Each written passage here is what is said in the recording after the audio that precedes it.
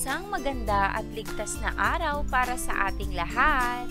Naway nasa mabuti kayong kalagayan kasama ang inyong pamilya. Narito muli si Teacher Aika upang maging gabay ninyo sa ating aralin sa MAPE. Handa ka na ba? Kung oo ang iyong sagot, simulan na natin! Ngayong araw, tatalakayin natin ang 3-dimensional crafts gaya ng mobile art, paper mache, at paper beads. Para sa ating most essential learning competencies, natutukoy at naiisa-isa ang mga kagamitan sa paglikha ng 3-dimensional crafts na mobile art, paper mache, at paper beads. Sa paanong paraan ka makakatulong sa ating kalikasan? Maraming mga gawain ang malaki ang maiaambag sa pagpapabuti o pagpapanatili ng kalinisan at kagandahan ng ating kalikasan. Sa araling ito, inaasahan na ikaw ay matutukoy at maiisa-isa ang mga kagamitan sa paglikha ng 3-dimensional craft na mobile art, paper mache, at paper beads bilang isang gawain na malaki ang maitutulong sa ating kalikasan. So, ihanda mo na ang mga bagay na itinatago mo dahil magagamit mo ito sa ating aktibidad ngayong araw. Ang mga uri ng sining na katulad nito ay nabibilang sa 3D o 3-dimensional art. Ito ay maaaring malaya ng makatayo, may taas at lapad, may anyong pangharap, tagiliran at likuran.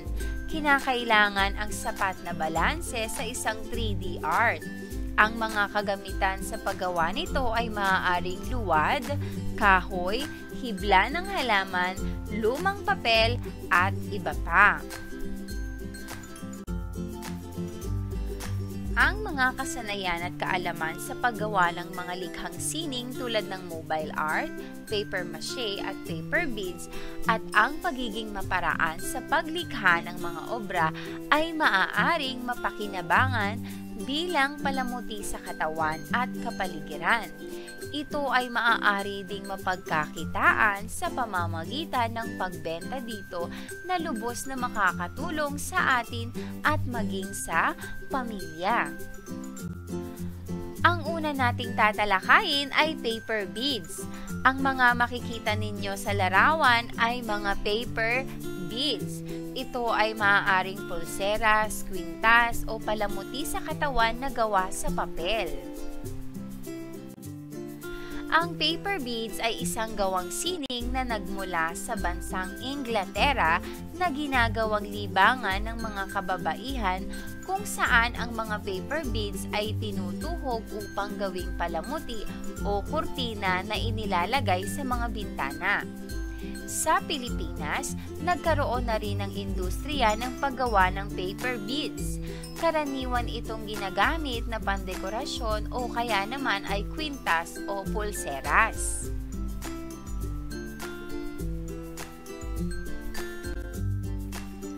Ang ikalawa ay ang paper mache. Sa larawan, makikita natin ang iba't ibang anyo ng paper mache. Ang paper mache ay salitang Pranses na ang ibig sabihin ay nginuyang papel na gawa mula sa piraso ng mga papel o durog na papel na binuo sa pamamagitan ng glue, starch o pandikit. Ang bayan ng Paite ay kilala sa taka o paper mache na siyang pangunahing pinagkakakitaan ng mga mamamayan dito. Pangalawa sa pag-uukit. Ang ikatlo naman ay mobile art. Nasa larawan ang mga halimbawa ng mobile art. Ang mobile art ay isang uri ng kinetikong eskultura na kung saan ang mga bagay ay isinasabit sa mga tali, kawad at kabilya upang malayang makagalaw at makaikot. Ginagamit itong pandekorasyon sa mga tahanan at maging sa paaralan. Halimbawa nito ay ang parol at lampara. Ngayon may ideya ka na tungkol sa 3D dimensional crafts gaya ng mobile art, paper mache at paper beads. Gawin natin ang pagkatuto bilang isa. Halina't maging malikhain. Pagbasdang mabuti ang larawan sa tagiliran. Ano ang maaari mong gawin sa mga lumang papel upang ito ay mapakinabangan? Isulat sa kwaderno ang 3 bagay na mabubuo mo sa mga lumang papel. Ang paggawa ng paper beads, paper mache at mobile arts ay isang gawaing nakakalibang na maaaring pagkakitaan kung gagamitan ng kaalaman sa paglikha ng mga palamuti.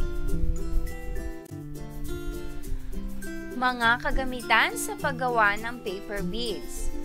Papel. Maaaring gumamit ng magazine, art paper, colored paper, at iba't ibang klase ng papel.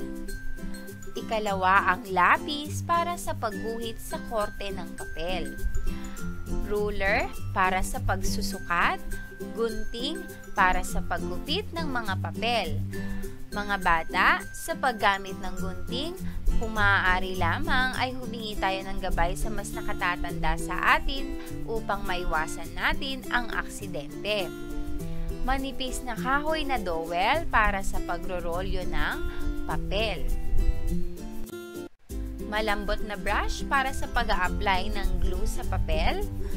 Glue pandikit para sa pagdikit-dikit ng mga paper beads. Patpat na kahoy para sa pagpapatuyo ng beads pagkatapos barnisan. Soft paint brush para sa pagpapahid ng barnis. Barnis para sa pagkukulay at hindi kapitan ng dumi. Oasis Florist Black para sa seguridad ng beads. Narito naman ang mga kagamitan sa paggawa ng paper mache. Molde o hulmahan. Basehan ng hugis o disenyo ng mabubuong paper mache. Glue o harina. Ito ang ginagamit na pandikit ng mga papel o lumang dyaryo sa molde o hulmahan. Dyaryo o lumang papel. Ginagamit na pantapal sa molde o hulmahan upang mabuo ng paper mache. Pintura, ginagamit sa pangkulay matapos mabuo ang disenyo ng natapos na paper mache. Mga kagamitan sa paggawa ng mobile arts. Rattan hoop, sanga o alambre. Dito isinasabit ang mga bagay sa pagbuo ng mobile art. Tali o yarn. Ito ang ginagamit na pantali sa mga bagay na isasabit upang mabuo ang mobile art. Butones, sigay at makukulay na papel. Ito ang mga bagay na ikinakabit sa pagbuo ng mobile art. Gawain sa pagkatuto bilang 2. Ano ang gamit ko? Tukuyin ang gamit ng bawat kagamitan sa Hanay A sa paggawa ng paper beads, paper mache, at mobile sa pamamagitan ng pagpili ng tamang titik sa Hanay B. Isulat ang iyong sagot sa kwaderno.